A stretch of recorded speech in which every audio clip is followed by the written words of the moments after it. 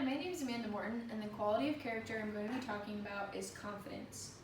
So before I started this presentation, I asked a bunch of my athletes what they thought about the word confidence, and one of them replied, "Confidence, Amanda. Confidence is the most important thing that you can have. If you don't have confidence, you don't have anything." And then he shared this quote with me. "If you don't believe in yourself, why should anyone else?" He said his mom used to tell him this quote because she wanted him to have confidence, A, in himself, and B, in his future. If he wasn't confident with himself now, there was no way that he was going to be able to build the future that he has today. So with that being said, what is confidence? Confidence is a feeling or consciousness of one's powers or reliance on one's circumstances. Faith or belief that one will act in the right, proper, or effective way. The quality or state of being certain. A relation of trust or intimacy. Reliance on others' discretion.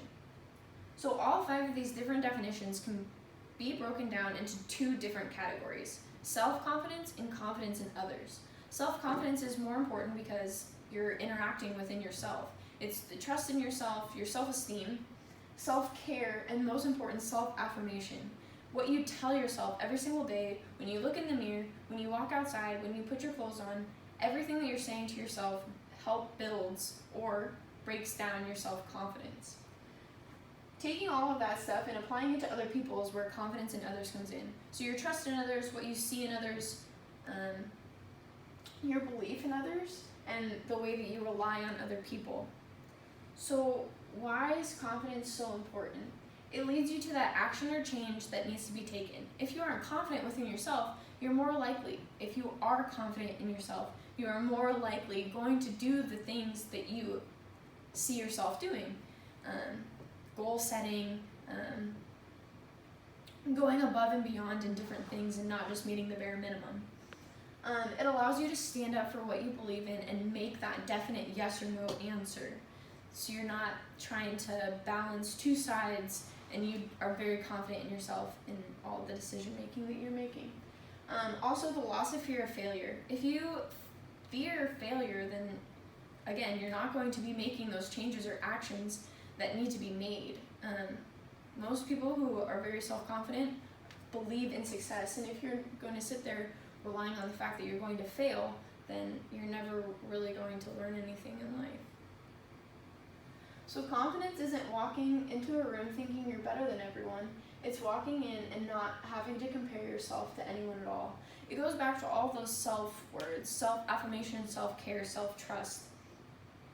All of those things allow you to be the person that you are today. Confidence is like a muscle. The more you use it, the stronger you get. Exactly right. So the more you practice and the more that you do something, the A, better you're going to be at it, and C, the more confident you are and you're going to be in it to teach other people that same skill or mindset. A man cannot be comfortable without his own approval. Again, going back to all those self-words, if you don't practice self-care or self-affirmation, you're not going to be comfortable with any of the decisions that you're going to make, and it's not going to allow you to make the changes that you need to make. You have to have that conversation with yourself daily about making those changes and being the person that you want to be. So confidence in coaching. The biggest part about confidence in coaching is the way that the coach approaches the athlete. So, for example, we had a new coaching staff change here at my school, and one of the athletes, I asked her what she thought about the coaching changes, and she noticed that there was a focus on the fundamentals and building up the fundamentals and building their confidence within those fundamentals in order to move on to more extreme techniques and different activities within their certain event. There wasn't a focus on winning, it was more on, again, those fundamentals and what's learning. Because when the coach is confident, the athlete will be confident too. So again, another example with the coaching change, one of the athletes noticed that it's okay for them to make mistakes now. They aren't afraid of that failure. He actually said to me, they take away the fear of being wrong. He's more comfortable with stepping up and trying different things and knowing that they're going to support him in any way that they can. And he says that this kind of has allowed for the team to come closer together and have like a closer sense of pride and accomplishment as a team, and not just focusing on individuals, which I think is a huge part of coaching, bringing a team together and showing that love and respect for one another. So I kind of thought this quote went along with it. So confidence comes not from always being right, but from not fearing to be wrong. So if you think you're going to be wrong all the time, you're not going to try new things, and you're not going to learn, and you're not going to be that self-affirmation, self-care. You're going to be stuck kind of in a comfort zone and not willing to take chances. So in the coaching realm, you're either going to be a coach that helps build confidence or helps cut confidence.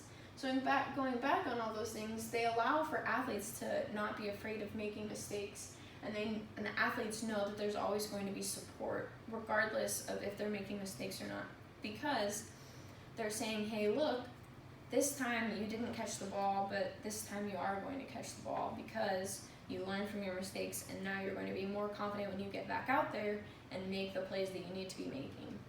They see the individual, they see them as individuals and as a team, and they value both of those aspects together, separate, and as individuals. And then kind of going back to goal setting, they help athletes make goals so that they can complete those goals, so they're kind of realistic, and the athletes have a better chance of seeing that success that they've been hoping to see for quite a while now. And then obviously cutting confidence is doing the exact opposite. So they're blaming, they're shaming, not to rhyme, but they don't really do anything to help prepare the athletes for the future. As my example from the very beginning, his mom kept telling him this to get him better throughout, and he kind of already lives by it, and he is a prime example of what confidence should look like. So because having sheer confidence is a choice, not a talent, coaches can be held accountable for teaching the proper kind of confidence.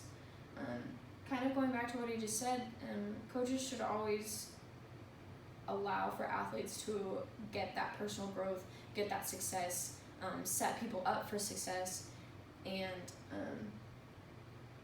know that just because, yes, you are talented doesn't mean that you shouldn't be putting in the work just like everyone else. And then, of course, God gives us confidence. So, I have strength to face all conditions by the power that Christ gives me. Just know that throughout the day and going along with your self-care and self-affirmation, that God is always there for you and will always be supportive of you. And thank you.